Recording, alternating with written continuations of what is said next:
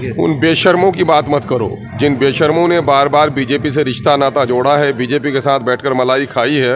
उन बेशर्मों को असल मसला ये है कि इस बिहार में ज़्यादा भाइयों का लीडर हो जाए किसी के पेट में ऐठन नहीं, ब्राह्मण भाई का लीडर हो जाए किसी के पेट में ऐठन नहीं, राजपूत का लीडर हो जाए किसी के पेट में ऐठन नहीं, पासवान का लीडर हो जाए किसी पर पेट में ऐठन नहीं, लाल किला की फसील में बैठने वाले मुसलमानों का लीडर हो जाए तो इन बेईमानों के पेट में बड़ा ऐठन है। तो ये बेशरम और बेईमान लोगों के जुमले हैं। किसी माई के लाल में हिम्मत है तो रूबरू आके बोले। गरीब की सुंदर बेटी से आँख सब कोई लड़ाना चाहता है, निकाह कोई नहीं करना चाहता है। मामला वही हो गया है यहाँ पर कि मुसलमानों का वोट सबको चाहिए, लेकिन मुसलमानों को हिस्सेदारी नहीं चाहिए। कि ज़मीर बेचकर कुर्सी से प्यार करते हैं। नीतीश कुमार बरसों से ही कारोबार करते हैं। मैं जब अपनी क़यादत की ओर उठा हूँ तो मुझ पर गोलियाँ चल रही हैं। मेरी नौकरियाँ खा जाओ, मेरे बच्चों को गरीब रख दो, मेरे गांव तक सड़क पहुँचने नहीं दो, मेरे गांव तक बिजली पहुँचने नहीं दो, चुप रहें तो कोई बात नहीं। इस वक्त मैं किशनगंज में हूं और आपको पता होगा कि आज असदुद्दीन ओवैसी का प्रोग्राम था किशनगंज में, और हमारे साथ जो है बिहार प्रदेश अध्यक्ष AIMIM के जो है अख्तरुल ईमान साहब है। इनसे जानेंगे कि लोकसभा चुनाव के बारे में क्या इनकी रणनीति है और क्या योजना है, उन पे हम बात करेंगे। सबसे पहले हमारे चैनल पर स्वागत सर आपका। बहुत बहुत शुक्रिया साहब। सर, आगामी लोकसभा चुनाव का जो है बिगुल बज चुका है, चुनावी उम्मीदवार मैदान में आ चुके हैं और ओवैसी साहब भी किशनगंज में प्रोग्राम ले लिए। इसका मतलब है उम्मीदवार उतारेंगे, तो 24 का चुनाव को लेकर क्या कहेंगे सर आप? आपको किशनगंज के बारे में पूरी इत्तला नहीं है। उम्मीदवार उतारेंगे नहीं, बल्कि मेरी उम्मीदवारी का ऐलान आज से 15 दिन पहले वो कर चुके हैं। और जहाँ तक बिहार के दूसरे पार्लियामेंट्री हलके का मसला है, वहाँ पर हम लोग निशानदेही कर रहे हैं उम्मीदवारों का, और वहाँ अपने संगठन की हम लोग जो समीक्षा कर रहे हैं कि किस तरह हम पारी खेल सकते हैं। बिहार के दूसरे हिस्सों में भी अपने उम्मीदवार खड़े करने के लिए हम लोग अपनी कोशिश जारी रखे हुए हैं। सर, इस बार एमीम जो है किन किन मुद्दों को लेकर चुनाव लड़ेगी सर? हमारे पास मुद्दे ही मुद्दे हैं। एक दो जख्म नहीं, सारा जिस्म है छलनी। दर्द बेचारा परेशान है कि कहाँ से उठे। कोई एक मसला है क्या? मन घुटने में भी ज़ख़म है, अंगूठे में भी ज़ख़म है, पेशानी भी तार तार है। कौन सा मसला है? बिहार में मुस्लिम अक़लियतों को, दलितों को इंसाफ नहीं मिला। 75 सालों तक इन लोगों ने वोट देकर सरकार बनाई, लेकिन दिल्ली और पटने की बेईमान सरकारों ने हमारा वोट लिया, हमारा टैक्स लिया, हमारे इलाके को और हमारे समुदाय को आगे बढ़ने नहीं दिया। बापू ने जिस दलितों को लेकर अगुवाई की थी, देश की स्वतंत्रता की लड़ाई लड़ी थी, उन दलितों के साथ भी जिसके लिए जगह नशिस्तें मखसूस करवा दी डॉक्टर भीमराव अंबेडकर साहब ने SC और ST के लिए, इन जालिम हुक्मरानों ने उनके साथ भी इंसाफ नहीं किया। अभी जो बिहार में जाति आधारित गणना की रिपोर्ट आई है, वो तो बिहार सरकार के जुर्म की दास्तान है और तमाचा है इन तमाम तर पार्टियों पर जिन लोगों ने अब तक हुकूमत की है कि आज तक दलितों को और अक़लियतों को इंसाफ नहीं दिया है।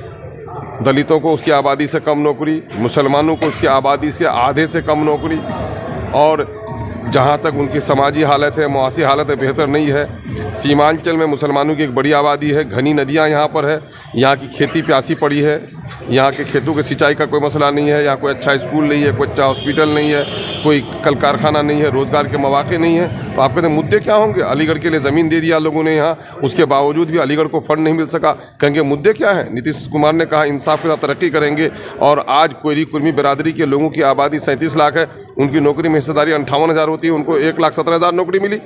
मुसलमानों की नौकरी में हिस्सा होती है 3,68,000, उनको 1,73,000 नौकरी मिली। इंसाफ के साथ तरक्की किया इन लोगों ने।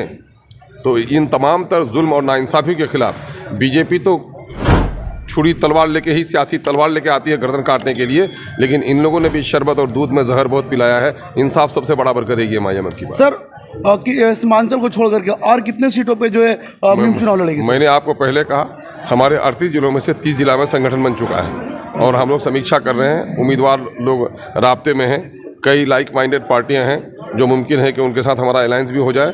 ये सारा मामला प्रोसेस में है, देखिए आगे आगे होता है क्या। बिहार और सेंट्रल में जितनी भी पार्टियां हैं, वो सब पार्टियां जो है आपको मीम पार्टी को जो है ये ब्लेम करती है कि बीजेपी का बी टीम है। इस पर क्या कहेंगे? उन बेशर्मों की बात मत करो, जिन बेशर्मों ने बार बार बीजेपी से रिश्ता नाता जोड़ा है, बीजेपी के साथ बैठकर मलाई खाई है।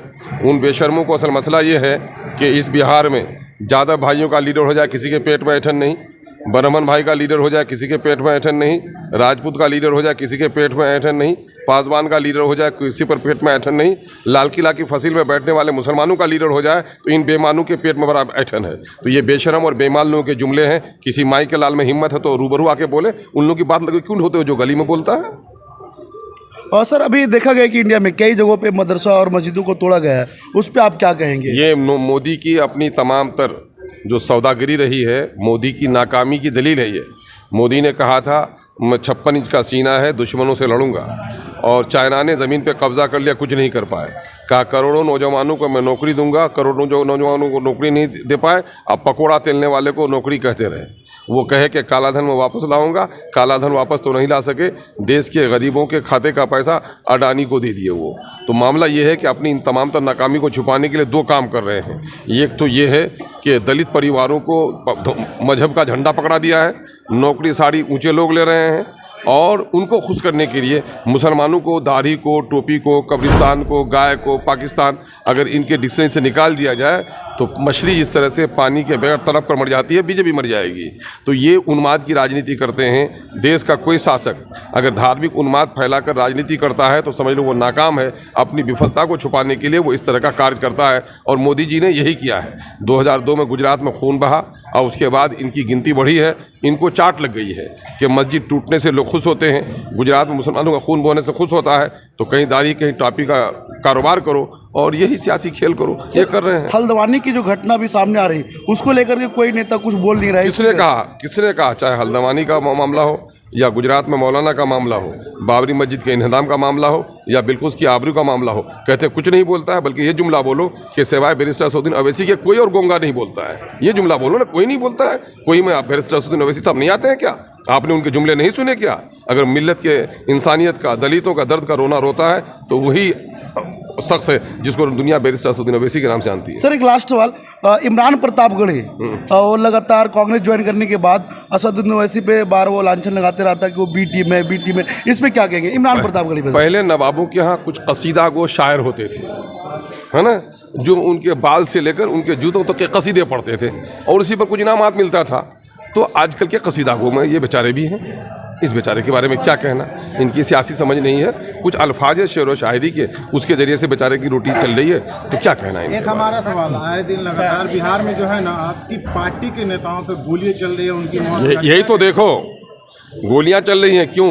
मैं जब अपनी क़यादत के लिए उठा हूँ तो मुझ पर गोलियां चल रही हैं। मेरी नौकरियां खा जाओ, मेरे बच्चों को गरीब रख दो, मेरे गांव तक सड़क पहुंचने नहीं दो, मेरे गांव तक बिजली पहुंचने नहीं दो, चुप रहें तो कोई बात नहीं। हम आवाज़ उठाते हैं तो हम जुर्म कर रहे हैं। गोलियां चलती हैं। याद है मुझे, आज़ादी बगैर खून बहाए नहीं मिली है। और ये जो कह रहे हैं कि हमारा खून नाहक, जब भी खून बहा है, खून शहीदा रंग लाया है, और जिन लोगों ने हमारा खून बहाया है उनके अरमानों का खून बहेगा। आप देखिएगा, यकीनन है कि इस शहीद के खून के कतरे से इनकलाब बर्पा होगा। मेरी सोई हुई कौम बेदार होगी और उन जालिमों से 2-2-4 का हिसाब लेगी। सर लास्ट सवाल यह है कि बिहार में अकेले चुनाव लड़ेंगे या किसी पार्टी के साथ गठबंधन होगा? भाई हम तो दलित हैं, अछूत हैं, मुझको जो छुएगा उसको पाप चढ़ेगा। हाँ, हमारा ऊँट गरीब की सुंदर बेटी से आँख सब कोई लड़ाना चाहता है, निकाह कोई नहीं करना चाहता है। मामला वही हो गया है यहाँ पर कि मुसलमानों का वोट सबको चाहिए, लेकिन मुसलमानों को हिस्सेदारी नहीं चाहिए। हिस्सेदारी की बात करने लगे असलम तो गोली खाए, अख्तुल ईमान बात करे तो इसको धमकी मिले, आरिफ करे तो वो उसके गर्दन पे तलवार चले।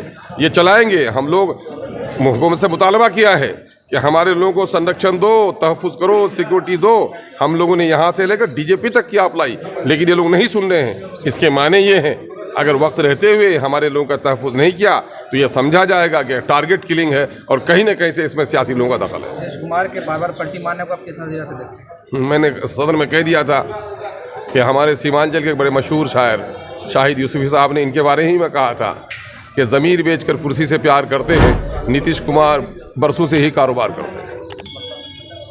चलिए, बहुत बहुत धन्यवाद।